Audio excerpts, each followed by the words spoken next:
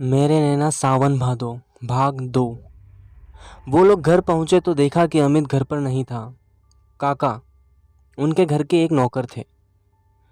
काका से पूछने पर उन्होंने बताया कि अमित तो कुछ देर पहले ही बाहर कहीं चला गया है। पूछने पर बस इतना बोला कि अभी थोड़ी देर में आ जाएगा। काका की बात सुनकर तपन की माताजी घबरा गई और काका पर गुस्सा होने लगी। अरे आपने क्यों उसे जाने दिया? पता है ना उसकी तबीयत ठीक नहीं है। हे भगवान, वो कहाँ होगा, कहाँ गया होगा, कहीं उसे कुछ हो ना जाए।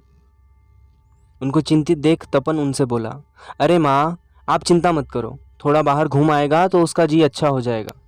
अरे बेटा, उसे कोई मानसिक या शारीरिक कष्ट नहीं है जो बाहर घूमने से बहल जाएगा। ये ऊपरी हवाओं के चक्कर है। उल्टा यदि वो कहीं बहक गया फिर से तो उसे संभालेगा कौन? जल्दी पता कर और उसे घर लेकर आ। इस तरह उसे बाहर अकेले जाने देना ठीक नहीं है। राम और तपन अभी उसे ढूंढने बाहर जाने ही वाले थे कि तभी अमित वापस घर आ गया और ऐसे मिला सबसे जैसे उसे कुछ हुआ ही ना हो। और फिर चाय बनाने का बोलकर वो अपने कमरे में चला गया। हम सभी उसे जाते देखते रहे। उसको इस तरह हंसमुख सामान्य व्यवहार करते देख माताजी बहुत प्रसन्न हुई, जबकि दादी उल्टा उसके नम्र व्यवहार को देख और भी शंकित हो उठी। उनको ये कुछ ठीक नहीं लग रहा था। राम भी तपन से विदा लेकर वहाँ से चला गया।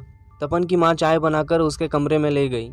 थोड़ी देर बाद माँ की बुरी तरह चीखने की आवाज़ आती है। आवाज़ सुनकर तपन, काका और दादी कमरे की तरफ भागते हुए अंदर आए। अंदर का नज़ारा देखकर सबके पैर तले ज़मीन खिसक गई। माँ नीचे फर्श पर पड़ी हुई थी और अमित उनके सीने पर पाँव रखे बुरी तरह गुर्रा रहा था। तपन और बाकी के लोगों को देखकर वो और भी गुस्से में आकर लाल लाल आंखें निकालने लगा। सालो, आखिर तुम लोग नहीं मानोगे, चले ही गए उस कुत्ते के पास। क्या समझते हो उस टोटकिए बाबा को? मैं डर जाऊंगी उससे? अरे उसके जैसे लोगों से अपनी गुलामी करवाती हूँ। अब तुम लोग सब लोग भुगतोगे। इसे तो मैं अपने हाथ से लेकर ही जाऊंगी। तुम लोग मेरा कुछ नहीं बिगाड़ सकते। कहते हुए अमित तेज तेज अट्टहास करने लगा।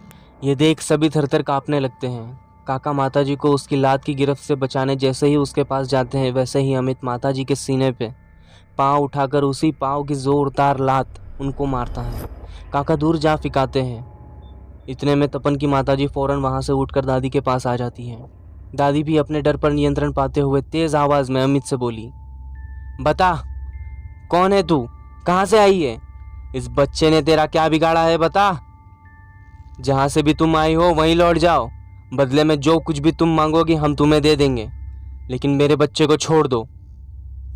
अमित उसी तरह कराता, दांत पीसता, चीखता, चिल्लाता और बेहोश होकर गिर जाता। होश में आने पर उसे संभालना मुश्किल हो जाता है। वो औरत और मर्द की मिली जुली आवाज़ में तेज़ तेज़ चिल्लाने लगता है और वहीं सब बोलने लगता है। तपन से यह सब देखा नहीं गया। वो बाहर आकर रोने लगा। वो लगातार हनुमान जी को याद कर रहा था। मंदिर में दिया भी जलाया। रोते रोते भगवान से अमित के ठीक होने की प्रार्थना करने लगा। थोड़ी ही देर में अमित चक्कर खाकर ज़मीन पर गिर पड़ा।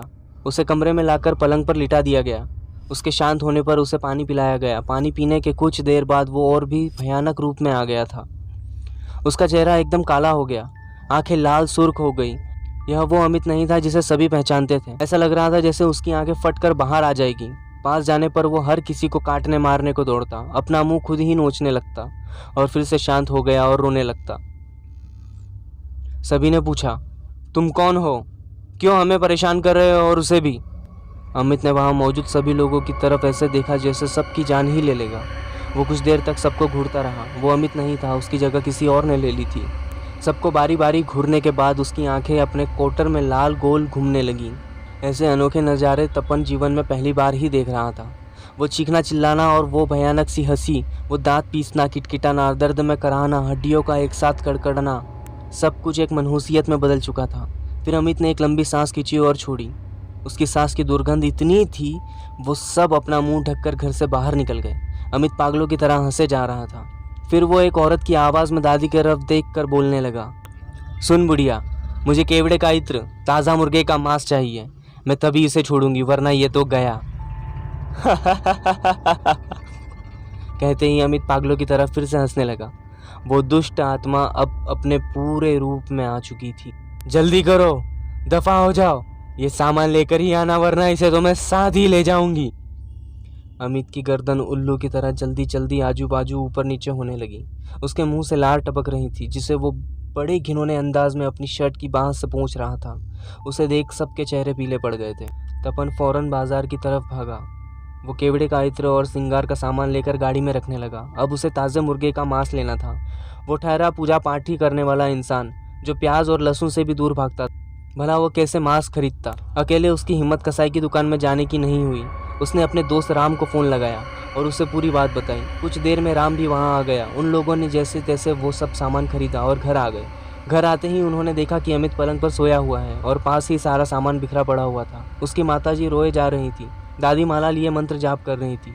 तपन और राम ने इशारे से उनको सामान का बताया और एक कोने में जाकर रख दिया। कुछ देर के बाद सभी कमरे के बाहर आ गए। अब तक उसके पापा भी ऑफिस से आ चुके थे। जब उनको पूरी बात पता चली तो वो भी घबरा गए। इन बातों पर कभी यकीन न करने वाले उसके पापा भी हैरान थे। अभी वो लोग बाहर बैठे हुए थे, आपस में बात ही कर रहे थे कि तभी कमरे के अंदर से किसी की तेज तेज चबाने और गुर्राने की आवाज़ें आने लगी। एक बार फिर सभी कमरे की तरफ भागे। अंदर का नज़ारा बड़ा डरावना और विभत्स था। पूरे कमरे में केवड़े का इत्र की मादक गंध और चारों तरफ हड्डियां और मांस फैला हुआ था। और अमित लाल जोड़े में बेतुके अंदाज में सजा धजा बीच फर्श पर बैठकर जैसे भोग ग्रहण कर रहा था। उसे इस तरह देख सभी बुरी तरह घबरा गए। अमित ने गर्दन उठाकर सबकी तरफ भयानक अंदाज में देखा।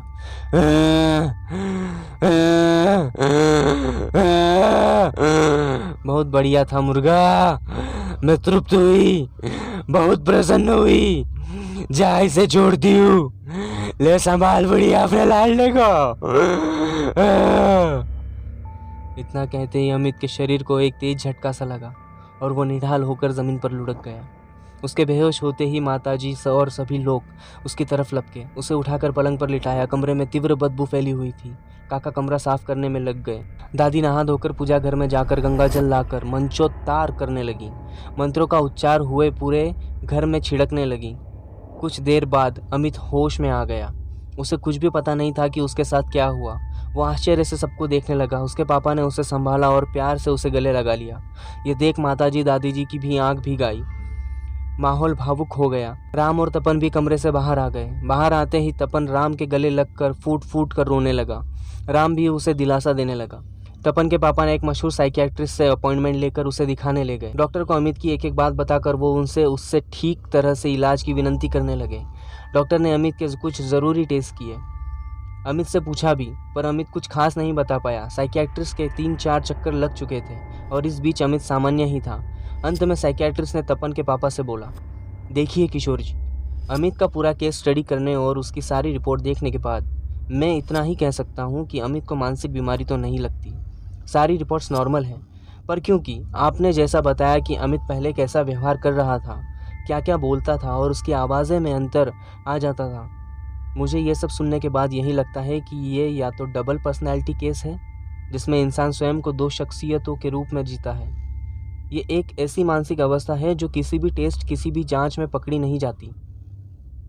ऊपर से तो इंसान सामान्य ही प्रतीत होता है, पर उसमें 2 किरदार समा जाते हैं। ये या तो किसी के बेहद प्रभाव में आने से या किसी को ज़रूरत से ज़्यादा पसंद करने से होता है। और इससे अलग हटकर दूसरी बात ये हो सकती है, अमित सबसे कुछ छिपा रहा है और जानबूझकर ऐसा कर रहा है। उसे किसी बात का भय है, किसी ऐसे सच का जिसे उसे पता लग चुका है। यदि वो सच सबके सामने आ गया तो उसकी पोजीशन घर में, समाज में ख़राब हो जाती। आमतौर पर कई केसेस में मैंने ऐसा होता हुआ देखा है, जब मरीज़ कुछ छिपाने के लिए या अपने इरादों में कामयाब होने के लिए ऐसे हथकंडे अपनाते हैं। वैसे ही आजकल पैरानॉर्मल एक्टिविटी को लेकर कई फिल्में, सीरियल बन रही हैं। उनमें जैसा होते दिखाया जाता है, कई बार लोग अपनी गलती छिपाने या कोई बात मनवाने के लिए वैसा ही व्यवहार असल ज़िंदगी में करते हैं, ताकि सबका ध्यान एक और लगा रहे और कोई सच्चाई जान ना पाए। अमित भी शायद यही सब कर रहा हो। मैं अमित को किसी बात के लिए ब्लेम नहीं कर रहा किशोर जी, और आप भी उससे अच्छा ही पेश आइए, अच्छा व्यवहार कीजिए। उसे ये बिल्कुल ना लगे कि आप उस पर किसी बात के लिए शक कर रहे हैं। ऐसे मामले बड़े समझदारी और पेशेंस से डील किए जाते हैं। आप उससे प्यार से, विश्वास में लेकर उससे बात कीजिए। उससे पूछिए कि ऐसा क्या है जो उसे परेशान किए हुए है। यदि वो आपको फिर भी नहीं बताता तो फिर मैं उसे हिप्नोटाइज की मदद से पूछूंगा, लेकिन मैं ये तभी कर पाऊंगा जब कोई रास्ता ना बचे। हिप्नोटिज्म ऐसी साइंस है जिसकी सहायता से हम इंसान के दिमाग में झांक कर उसे उसके अनकॉन्शियस माइंड से कनेक्ट करते हैं ताकि वो बता सके कि क्या चल रहा है, वो क्या छिपा रहा है। ये जानने में काफ़ी हद तक मदद मिलती है।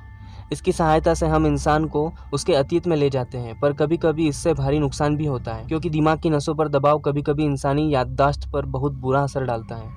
इसलिए हम इस साइंस का सबसे लास्ट में ऑप्शन रखते हैं। डॉक्टर की बात सुनकर तपन के पिताजी गहरी सोच में पड़ जाते हैं। उस समय वो डॉक्टर की बात मानकर अमित को वापस घर ले आते हैं, लेकिन अमित से कुछ भी नहीं पूछते। पूछने से पहले वो काफ़ी सोचते हैं। उनकी नज़र में तो अमित एक आदर्श लड़का ही था जिसने कभी किसी से कुछ नहीं छिपाया था। वो मन ही मन इन्हीं सब उधेड़ बुन से उलझते उलझते रहते थे। एक दिन कुछ हिम्मत करके वो अमित के पास आकर बैठते और बड़े प्यार से उसके सर पर हाथ फेरते हुए उसे बोलते हैं, बेटा, मैं समझ सकता हूँ इस छोटी उम्र में तुझ पर जो बीत रही है उससे तू कितना परेशान है। अपनी दादी की बातों से परेशान मत होना, वो पुराने ख्यालातों की है ना, इसलिए वो डराने वाली बातें करती है। उनको चिंता जो है तेरी। पर मैं तुझसे पूछता हूँ, बता क्या बात है जो तुझे अंदर तक इतना परेशान किए हुए है। बेटा, मुझे अपना दोस्त समझकर हर परेशानी मुझसे कह सकता है तू। वादा करता हूँ एक दोस्त की ही तरह तुझसे पेश आऊँगा। बोल बेटा, बोल, क्या बात है। पिता की बातों को सुनकर अमित कुछ नहीं बोलता, बल्कि नीचे सर करके नथुने फुलाने लगता है, जैसे उसे उन पर खूब गुस्सा आ रहा हो। कुछ देर खामोश रहने के बाद वो अचानक से वहाँ से उठकर चला जाता है। किशोर जी उसके इस तरह के व्यवहार से हैरान रह जाते हैं। वो भी ठंडी सांस छोड़ते हुए वहाँ से उठकर जाने लगते हैं। तभी उनकी नज़र कुर्सी के नीचे एक कागज़ पर पड़ती है जो कुछ देर पहले अमित के हाथ में था। वो उस कागज़ को देखते ही घबराकर आश्चर्य में पड़ जाता है। वो बिना किसी को बताए उस कागज़ के टुकड़े को चुपचाप जेब में रख लेते हैं। उसके बाद सब कुछ ठीक ठाक चलता रहता है। दादी, माताजी और तपन को लगने लगा अब वो दुष्ट आत्मा चली गई है, इसलिए फिर कोई भी गांव में उन बाबा के पास नहीं गया और ना ही उनसे फिर इस बारे में कोई बात की जिनसे राम उन्हें मिलवाने ले गया था। लेकिन उस घटना के बाद से अमित में थोड़ा परिवर्तन तो आया था, शारीरिक भी और कुछ मानसिक भी। वो पहले अच्छा खासा मोटा हुआ करता था, लेकिन अब बिल्कुल दुबला हो चला था और उसके व्यवहार में स्थायित्व नहीं था। कभी तो वो बहुत खुश रहता और कभी अचानक से बिना किसी कारण गुमसुम हो जाता, पर ऐसी कोई हरकत नहीं करता जिसे देखकर किसी को पुनः वैसा ही शक हो उस पर। धीरे धीरे समय बीतने लगा। एक दिन तपन का पूरा परिवार एक गांव में शादी अटेंड करने गया था। अमित भी सबके साथ गया था। शादी में सभी एक दूसरे से उत्सुकता से मिल रहे थे। जब भोजन का समय आया तो सभी ने भोजन किया, पर अमित पता नहीं कहाँ चला गया था, किसी को दिखाई नहीं दे रहा था। तपन ने उसे शादी में चारों तरफ ढूंढा। उस शादी में 2 जगह खाने के खेमे लगे थे। 2 व्यवस्था थी, एक शाकाहारी खेमा और एक मांसाहारी खेमा। सभी वर्गों के लोगों को मद्देनजर रखते हुए ये व्यवस्था की गई थी। तपन ये देखकर आश्चर्य से थोड़ा सा चौड़ा हो गया कि अमित मांसाहारी खेमे में एक कोने में खड़ा होकर बुरी तरह खाने पर टूट रहा था। तपन को अपनी आंखों पर विश्वास ही नहीं हुआ कि जो अमित कभी लहसुन प्याज तक से परहेज करता था, वो सामने खड़ा होकर मांसाहार भोजन उड़ा रहा है। वो बार बार अपनी आंखें मलमल के उसे देखने लगा और देखने के प्रयास करता था।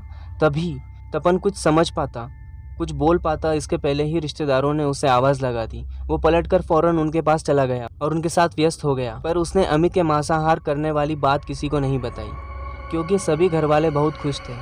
उसने सोचा पहले वो खुद अमित से बात करेगा, यही सोचकर वो चुप रहा।